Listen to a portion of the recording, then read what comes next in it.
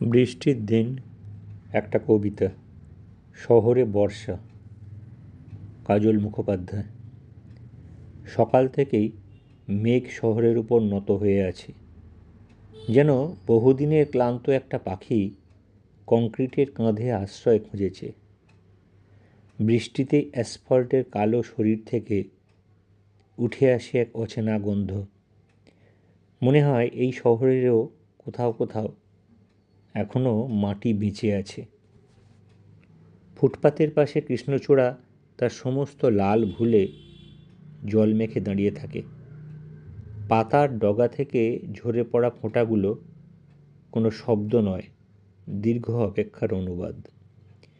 সবুজ সিগন্যাল জ্বলে, তবু মানুষ দৌড়ে রাস্তা পার হয়, কারণ শহরে সময় বৃষ্টির জন্য থেমে থাকে না।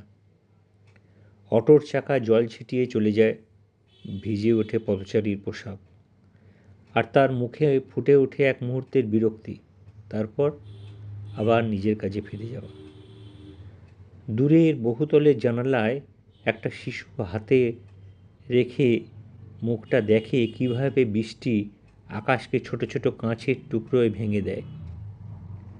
শহর প্রতিদিনই নিজের গাছ কমায়, তবু বর্ষা এলেই অদৃশ্য কোনো বন তার স্মৃতির ভেতর জেগে ওঠে। দেখা যায় জল জমে আছে রাস্তায়, আকাশ জমে আছে মানুষের চোখে। দুটোই একসময় সরে যাবে, কিন্তু থেকে যাবে ভেজা দিনের শিক্ষা।